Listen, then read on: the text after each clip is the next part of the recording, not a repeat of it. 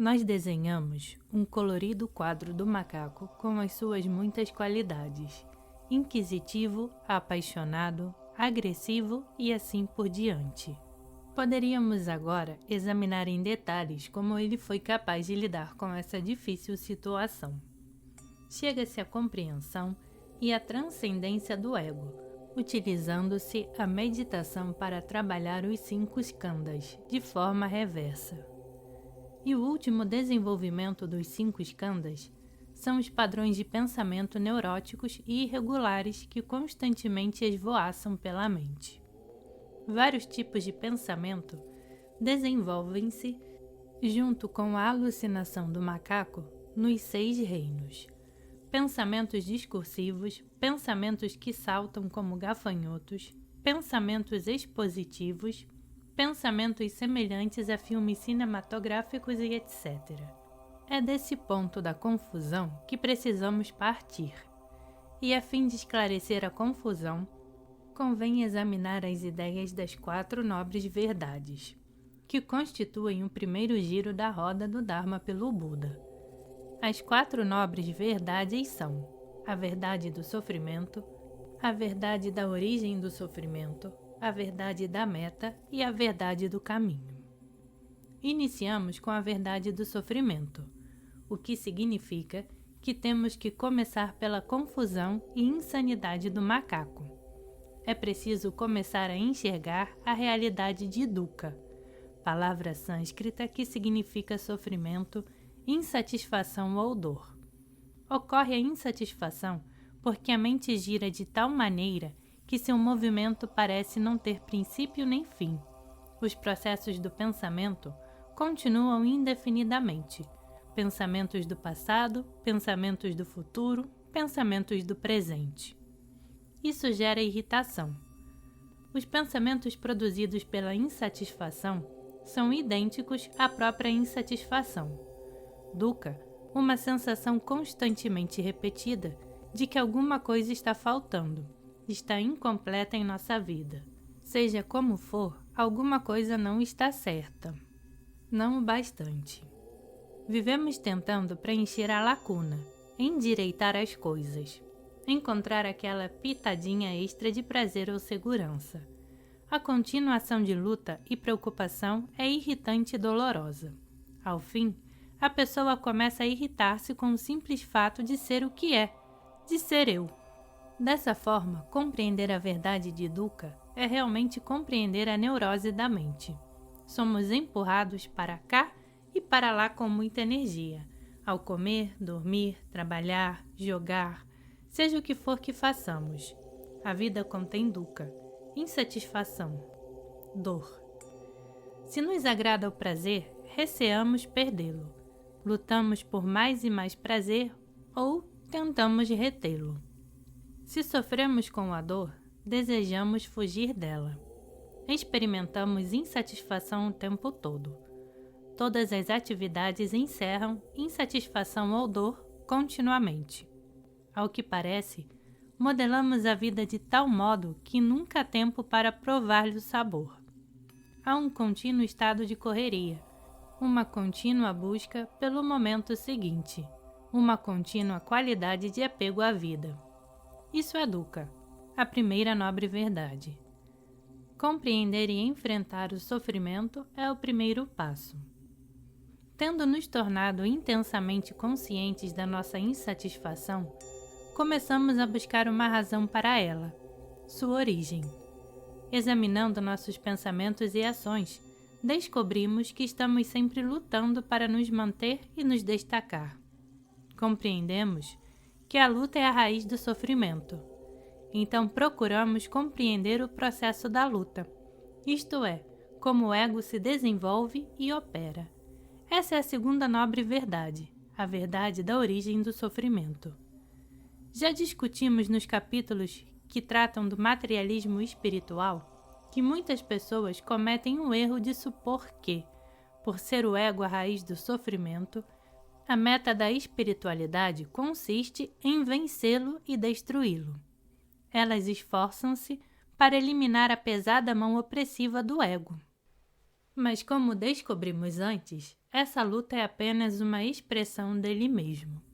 Giramos e giramos, tentando nos aprimorar através da luta, até compreendermos que o problema reside na própria ambição de nos aprimorar.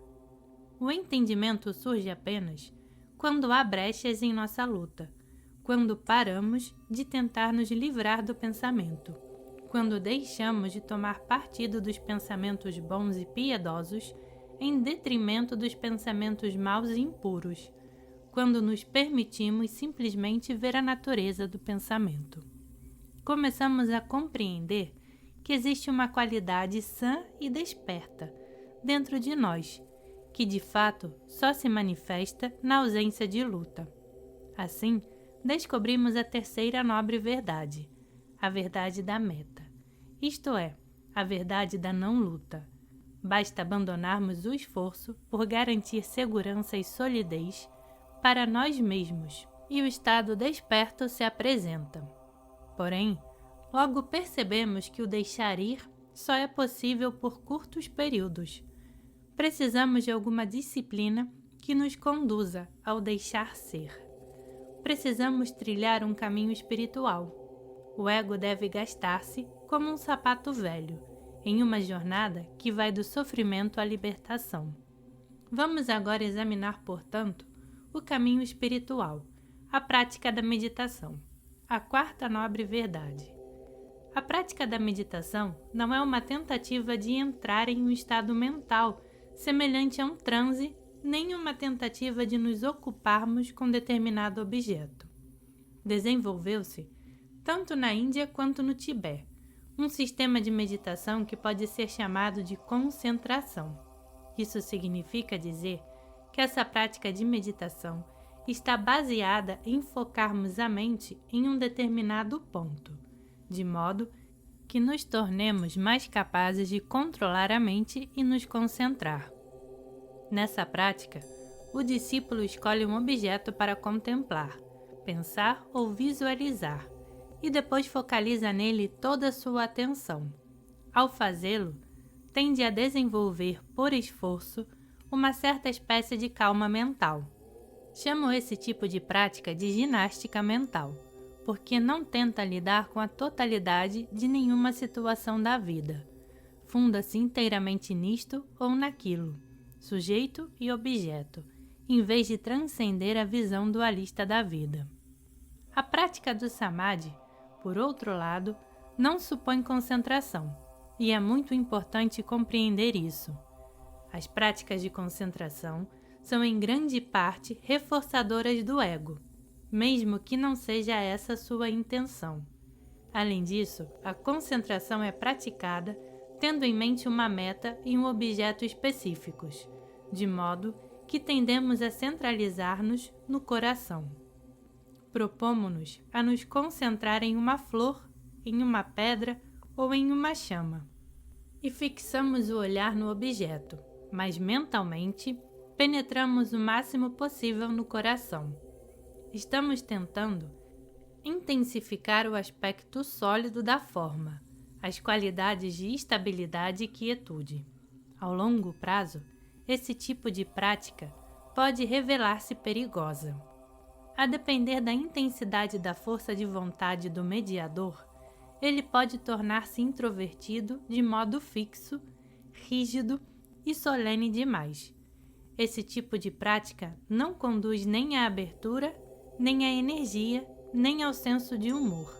É pesada demais e pode facilmente tornar-se dogmática, uma vez que aqueles que se envolvem em práticas como essas pensam em termos de impor disciplina a si próprios. Acham necessário serem muito sérios e solenes. Isso imprime uma atitude competitiva a seu modo de pensar. Quanto mais cativa tornarem a mente, mais bem-sucedidos serão. E esta é uma postura dogmática autoritária. Essa maneira de pensar, sempre focalizada no futuro, é velha conhecida do ego. Eu gostaria de ver tais e tais resultados. Tenho uma teoria idealizada ou sonho que gostaria de pôr em prática. Tendemos a viver no futuro, com nossa visão da vida colorida pela expectativa de alcançar uma meta ideal.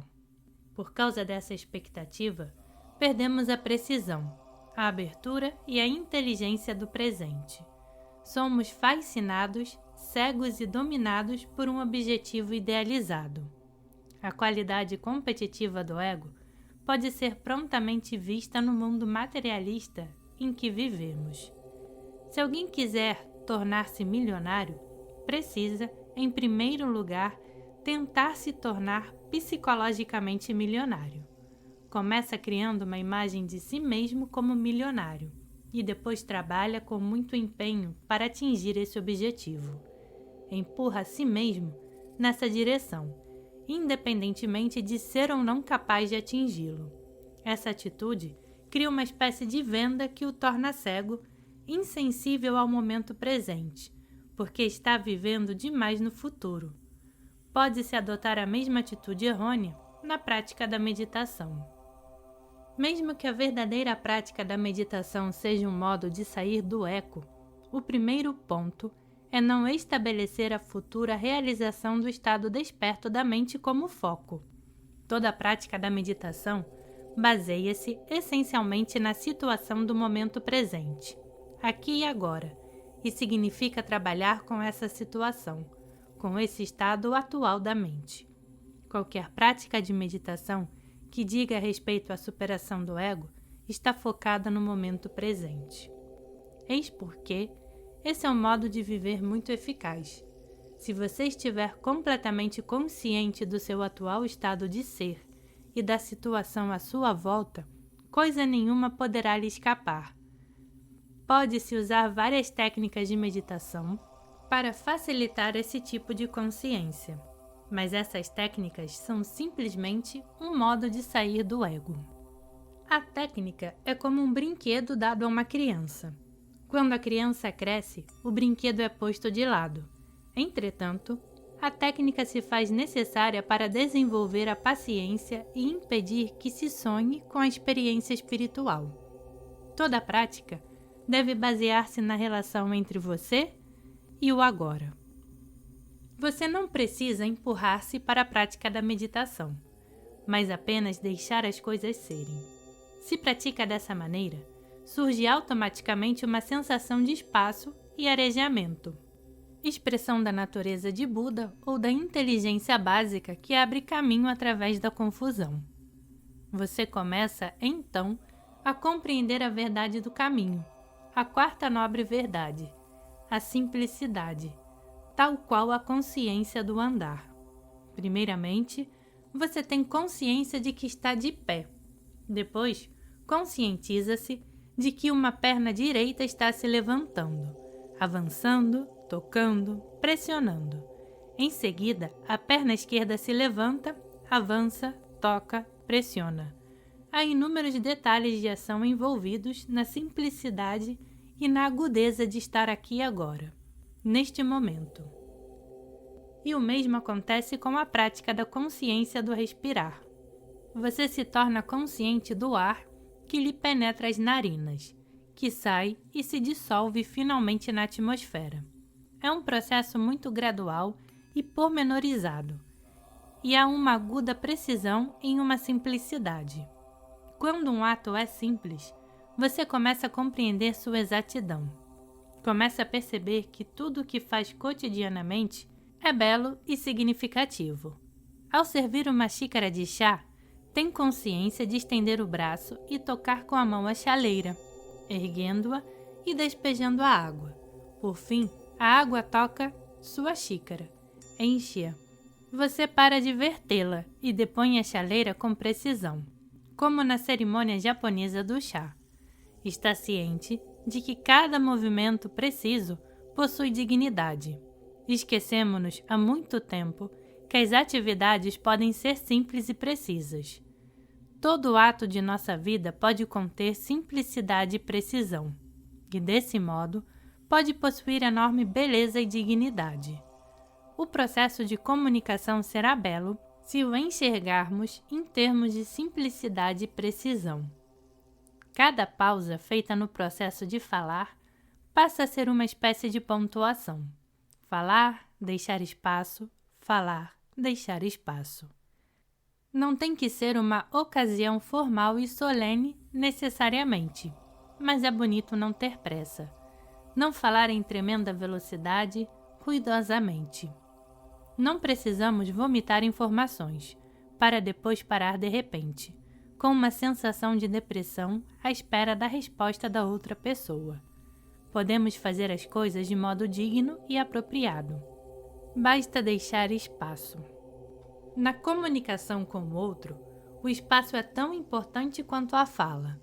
Você não precisa sobrecarregar o interlocutor com palavras, ideias e sorrisos, tudo ao mesmo tempo. Pode espaçar, sorrir, dizer alguma coisa, depois deixar uma lacuna e depois falar, depois espaço, depois ponto. Imagine se escrevêssemos cartas sem nenhuma pontuação. A comunicação seria caótica. Você não precisa ser autoconsciente e rígido ao permitir espaço. Apenas sinta seu fluxo natural.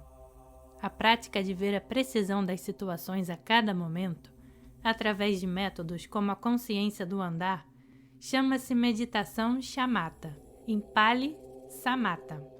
A meditação shamatha está associada ao caminho Hinayana, ou veículo menor, o caminho disciplinado ou estreito. Samatha significa tranquilidade. Há uma história recente ao Buda, em que se conta como ele ensinou uma aldeã a desenvolver a plena atenção no ato de tirar água de um poço. Ensinou-a a estar consciente do preciso movimento das mãos e dos braços ao suspender o balde de água. Essa prática é a tentativa de ver a qualidade do agora em ação, razão pela qual é conhecida como shamatha, o desenvolvimento da paz. Quando vemos a qualidade do agora no momento, não há lugar para mais nada além de abertura e paz. Pergunta: você poderia dizer mais alguma coisa a respeito de deixar lacunas aparecerem? Compreendo o que quer dizer, mas não compreendo como elas acontecem. Como alguém permite uma lacuna? Como deixar ser? Resposta: essa pergunta, na verdade, conduz ao tema seguinte, a discussão do caminho do Bodhisattva, o caminho Mahayana da compaixão e liberdade, o caminho amplo. Contudo, para responder à pergunta do ponto de vista Hinayana, da simplicidade, deve-se estar completamente satisfeito com qualquer situação que surja e não buscar entretenimento de uma fonte externa. Em geral, quando falamos, não queremos simplesmente nos comunicar com a outra pessoa, mas também queremos uma resposta. Queremos ser alimentados pela outra pessoa, o que é uma forma muito egocêntrica de comunicação. Temos que abandonar o desejo de sermos alimentados, e então a pausa virá automaticamente. Não podemos produzir a pausa mediante esforço. Pergunta: você disse que temos que nos preparar para ingressar no caminho. Não podemos nos precipitar nele. Temos que fazer uma pausa. O senhor poderia falar um pouco mais a respeito dessa preparação? Resposta: de início, temos a sensação de que a busca espiritual é algo muito bonito, algo que responderá a todas as nossas perguntas. Precisamos ir além desse tipo de esperança e expectativa. Podemos esperar que nosso mestre resolva todos os nossos problemas, desfaça todas as nossas dúvidas. Porém, quando estamos frente a frente com o nosso professor, ele não exatamente responde a todas as perguntas. Deixa muita coisa para descobrirmos sozinhos, o que é uma tremenda decepção e desilusão para nós. Temos muitas expectativas, principalmente se estamos à procura de um caminho espiritual e envolvidos com o materialismo espiritual. Temos a expectativa de que a espiritualidade nos trará felicidade e conforto, sabedoria e salvação. Esse modo egocêntrico, literal de encarar a espiritualidade, precisa ser virado completamente ao avesso. Finalmente, se renunciamos a toda a esperança de atingir qualquer espécie de iluminação Então, nesse momento, o caminho começa a se abrir. É como a situação de esperar a chegada de alguém. Estamos quase desistindo da esperança de vê-la chegar, já pensando que a ideia da sua chegada era simples fantasia de nossa parte e que ela, em primeiro lugar, nem sequer tinha intenção de aparecer. Porém, no momento em que dizemos adeus à esperança, a pessoa aparece. O caminho espiritual funciona dessa maneira.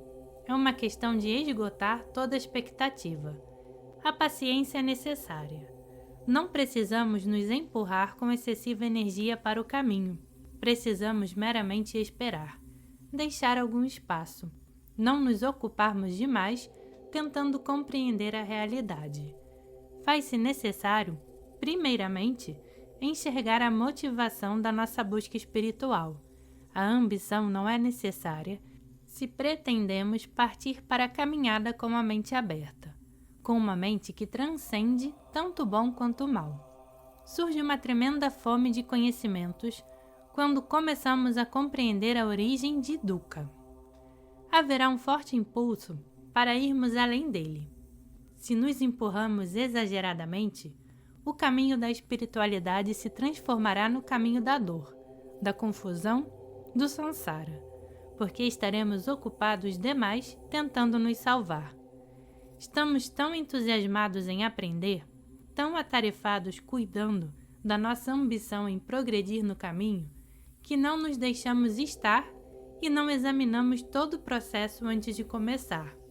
É necessário não nos precipitarmos no caminho espiritual, mas nos prepararmos adequada e completamente. Apenas esperemos e examinemos todo o processo da busca espiritual. Permitamos uma pausa. O ponto principal é que possuímos a inteligência básica que cintila através da nossa confusão. Considere a analogia inicial do macaco. Ele queria sair de casa e por isso ficou muito ocupado tentando fugir, examinando paredes e janelas, subindo e descendo. A tremenda energia que move o macaco é a inteligência primordial que nos empurra para fora. Essa inteligência não é como uma semente da qual precisamos cuidar. Ela é como o sol que brilha através de espaços entre nuvens. Quando permitimos uma pausa, uma compreensão espontânea e intuitiva de como proceder no caminho, surge súbita e automaticamente. Foi assim a experiência do Buda. Depois de haver estudado inúmeras disciplinas e yogis sob a orientação de muitos mestres hindus, compreendeu que não poderia alcançar um estado completamente desperto com a simples aplicação dessas técnicas. Por isso, deteve-se e decidiu trabalhar a si mesmo como ele já era. Esse é um instinto básico, que força o seu próprio caminho. É imprescindível reconhecê-lo, pois ele nos diz que não somos pessoas condenadas, que não somos fundamentalmente maus ou carentes. Pergunta: como lidamos com as situações práticas da vida, enquanto tentamos ser simples e experimentar o espaço? Resposta: veja bem, a fim de experimentar o espaço aberto, precisamos também experimentar a solidez da terra, da forma. Eles são interdependentes. Muitas vezes romantizamos o espaço aberto e depois caímos em armadilhas. Contanto que não romantizemos o espaço aberto, imaginando-o como um lugar maravilhoso, mas relacionemos esse espaço à terra, evitaremos as armadilhas. O espaço não pode ser experimentado sem os contornos da terra para defini-lo. Se formos pintar um quadro do espaço aberto, teremos de expressá-lo em termos do horizonte de terra. É preciso, portanto, voltarmos aos problemas da vida cotidiana, aos problemas banais. Essa é a razão de serem tão importantes a simplicidade e a precisão das atividades diárias. Se percebermos o espaço aberto, deveremos retornar às nossas velhas, familiares, claustrofóbicas situações de vida e examiná-las mais de perto, esquadrinhá-las, absorvendo-nos nelas, até que o absurdo de sua solidez nos chame a atenção e possamos enxergar também sua qualidade de espaço. Pergunta: como nos relacionamos com a impaciência que acompanha o período da espera? Resposta: a impaciência significa que não temos uma compreensão completa do processo. Se enxergarmos a totalidade de cada ação, deixaremos de ser impacientes. Pergunta: tenho pensamentos calmos, assim como tenho pensamentos neuróticos. Os pensamentos calmos são alguma coisa que devo cultivar? Resposta: na prática da meditação, todos os pensamentos são iguais. Pensamentos piedosos, pensamentos belíssimos, pensamentos religiosos, pensamentos calmos, todos continuam a ser pensamentos. Não tentamos cultivar os pensamentos calmos, nem suprimir os tais pensamentos neuróticos. Esse é um ponto interessante. Quando falamos em percorrer o caminho do Dharma, que é a quarta nobre verdade, não queremos dizer que nos tornamos religiosos, calmos, bons. Tentar ser calmo, tentar ser bom, é também um aspecto de esforço, de neuroticismo. Os pensamentos inclinados à religiosidade são o observador, o juiz, e os pensamentos confusos, mundanos, são o ator, o agente. Se meditamos, podemos, por exemplo, experimentar pensamentos domésticos vulgares e, ao mesmo tempo, um observador nos advertir: você não deve fazer isso, não deve fazer aquilo, mas deve voltar à meditação. Esses pensamentos devotos ainda são pensamentos e não convém cultivá-los. Pergunta: você poderia dizer mais alguma coisa a respeito do emprego das pausas e da fala em nossas comunicações e sobre como esse processo se relaciona com o ego? Resposta: geralmente, quando nos comunicamos com outra pessoa, somos movidos por uma espécie de pressa neurótica. Precisamos começar a permitir que alguma espontaneidade invada essa pressa, a fim de não nos lançarmos sobre a pessoa com a qual estamos nos comunicando. Não nos impormos a ela, não a sobrecarregarmos. Quando falamos de alguma coisa que nos interessa muito, não nos limitamos a falar, mas saltamos sobre o interlocutor. A espontaneidade está sempre presente, mas está encoberta pelo pensamento. Quando houver uma brecha no bloco de nuvens do pensamento, ela brilhará através da brecha. Alcance e reconheça a primeira abertura, e através dela a inteligência básica começará a funcionar. Pergunta: muitas pessoas têm consciência da verdade do sofrimento, mas não dão o segundo passo, ou seja, a consciência da origem do sofrimento. Por quê? Resposta: penso que é uma questão de paranoia. Queremos escapar. Desejamos fugir da dor, em vez de considerá-la fonte de inspiração. Achamos que o sofrimento já é suficientemente mau, assim por que investigá-lo ainda mais? As pessoas que sofrem muito e compreendem que não podem escapar do sofrimento, começam realmente a compreendê-lo. Mas, em sua maioria, as pessoas estão ocupadas demais tentando livrar-se da irritação. Estão atarefadas demais tentando distrair-se de si mesmas e não se dispõem a olhar para o material que já têm. É excessivamente constrangedor contemplá-lo. Essa é a atitude da paranoia. Se olharmos bem de perto, descobriremos alguma coisa terrível. Mas para sermos uma pessoa completamente inspirada, como Buda Gautama, precisamos ter a mente muito aberta, inteligente e inquisitiva.